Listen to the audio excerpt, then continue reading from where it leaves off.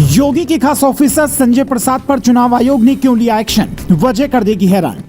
उधर आया आदेश, इधर दिल्ली की मीटिंग में योगी ने करवा दिया 25 नेताओं की किस्मत का फैसला। अपर्णा की दिल की बात, मेरठ का मुद्दा और पीलीभीत सुल्तानपुर वाली योगी की फाइल में क्या था।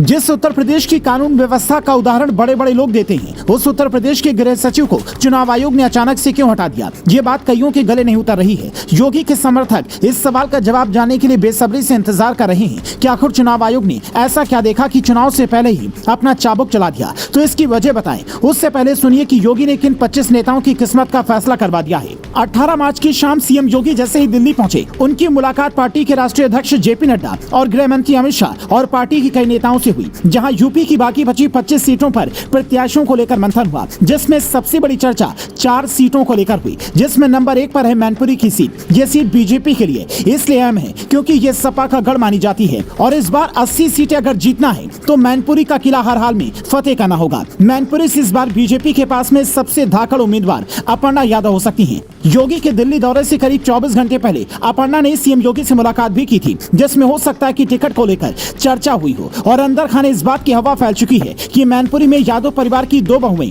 आमने सामने हो सकती हैं। एक तरफ अखिलेश यादव की पत्नी डिंपल यादव, तो वहीं दूसरी तरफ प्रतीक यादव की पत्नी अपर्णा यादव हो सकती हैं। इसके अलावा नंबर 2 पर है मेरठ सीट, जहां से रामायण वाले अरुण गोविल को बीजेपी उम्मीदवार बनाए जाने की चर्चा जोरों पर है। जबकि 3 पर ब्रजभूषण सिंह का नाम है, जिन्हें टिकट देने को लेकर कई तरह की चर्चाएं चल रही हैं। और नंबर 4 पर मां बेटे का नाम है। मेनका वरुण में से किसे टिकट देना है, इस बात पर गहरा मंथन पार्टी लंबे वक्त से कर रही है। यूपी की 25 सीटों पर अब सिर्फ बीजेपी प्रत्याशियों का ऐलान करना बाकी है और योगी के दिल्ली दौरे से इस बार जल्द ही लिस्ट फाइनल होने की उम्मीद है। अब चूंकि चुनाव का ऐलान हो चुका है, इसीलिए हर पार्टी को जल्द ही अपने पत्ते खोलने होंगे। चुनाव आयोग अपनी तरफ निष्पक्ष चुनाव कराने के लिए पूरी कोशिश में जुट चुका है और योगी के गृह सचिव को हटाने की कार्रवाई भी उसी से जुड़ी है। दरअसल चुनाव आयोग ने उन होम सेक्रेटरी को हटाया है जिनके पास गृह विभाग के साथ साथ मुख्यमंत्री कार्यालय का चार्ज भी है। मीडिया रिपोर्ट के मुताबिक 18 मार्च को मुख्य चुनाव आयुक्त राजीव कुमार की अध्यक्षता में चुनाव आयुक्त ज्ञानेश कुमार और सुखबीर सिंह संधू की एक बैठक हुई। बैठक में बृहन मुंबई नगर आयुक्त इकबाल सिंह चहल के साथ ही अतिरिक्त आयुक्त और उपायुक्त को